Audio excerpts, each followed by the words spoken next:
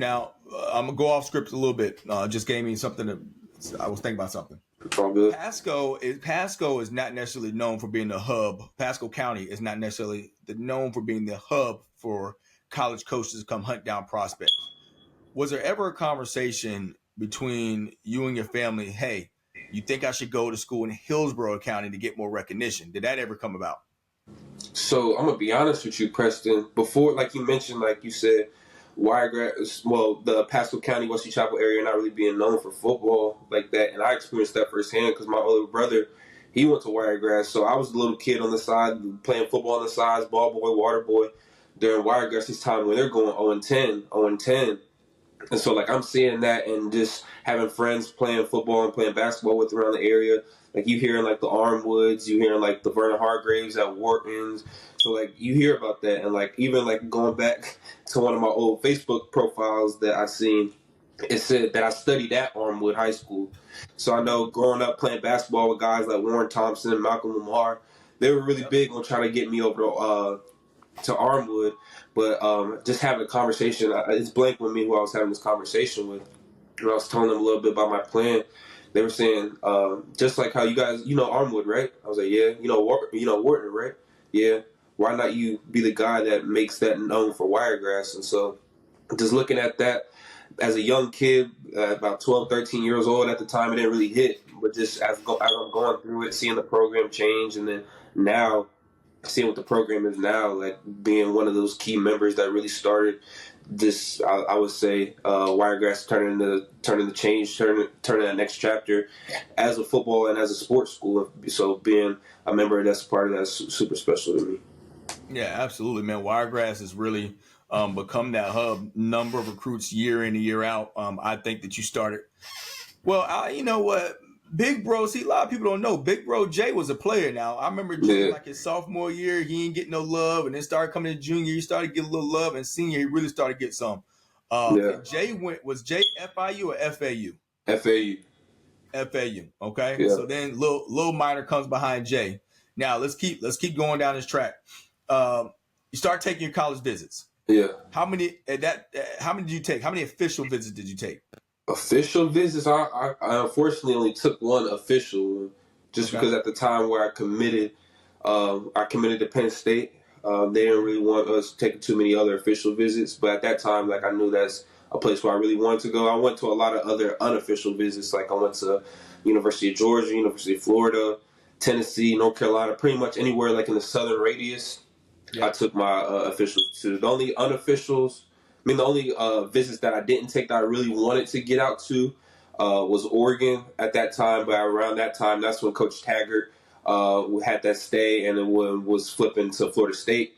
And then the next one I wanted to do an official to was Tennessee. But at that time, that's when Butch Jones got fired. Did my boy Mike a little bit dirty, so I was feeling some type of way about that too. But I took all my visits that I wanted to see in person. Okay, so who did it come down to? Who would like the top 3 to 5? Who would it come down to? Top 5 programs, obviously Penn State. I really did like Tennessee. I liked Oregon a lot when Coach Taggart was there. I like Kirby Smart at Georgia as well. And then I like the staff at Florida and being able to stay home. Okay, so why Penn State? So my honest reason, or you want to hear a podcast answer? Man, this is why I want the people want to hear the truth, Joel. We ain't right here playing, man. They want to know the truth. Talk to them. All right, so the truth is my family, as well as me, I'm an Ohio kid. So I'm from Canton, Ohio, literally grew up from the age, I moved to Florida when I was 5, but growing up, literally lived 10 minutes away from the Hall of Fame. So you get on the highway, you get to see the Hall of Fame every day. So I'm an Ohio kid, so all my family is either half Ohio State, half Michigan. Because my mom's from Detroit. All my grandparents, cousins, everybody from Detroit. So we're the only ones that were living in Florida when we moved. But I always grew up Ohio State fan. So Ohio State fan, grew up LeBron fan, all that. So I was one of them type of guys. So everybody in my school pretty much knows, everybody in my team knows I was an Ohio State guy. So Ohio State, they actually came to my school 3 times. Each time, I forgot the guy's name. I believe it was Tony Alford, running back coach, black guy. So he came to my school 3 times, had great conversations.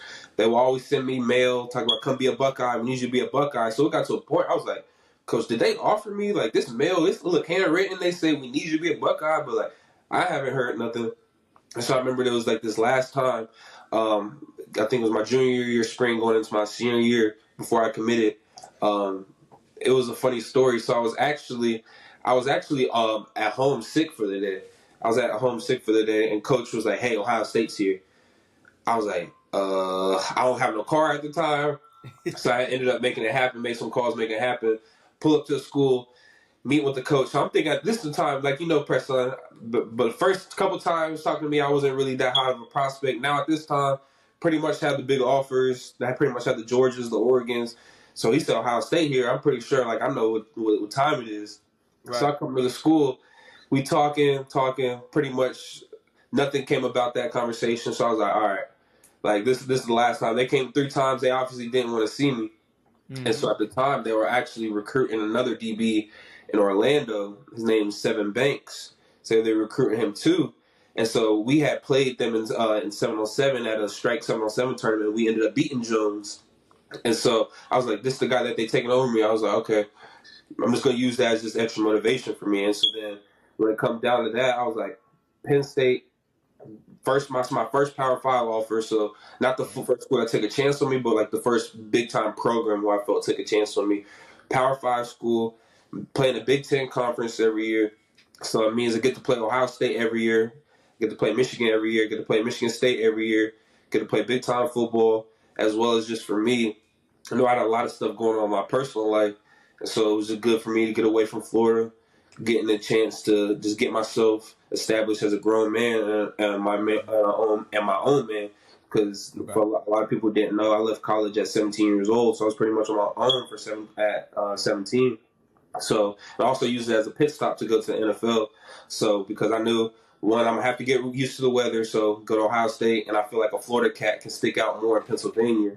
So I'll get a chance to get in, learn the playbook, getting able to play right away or soon. So it was definitely across all the boxes for me, as well as just that great education. So it was a no-brainer for me. Like you said, it came down to a lot of good schools, but I definitely feel that Penn State was a good fit.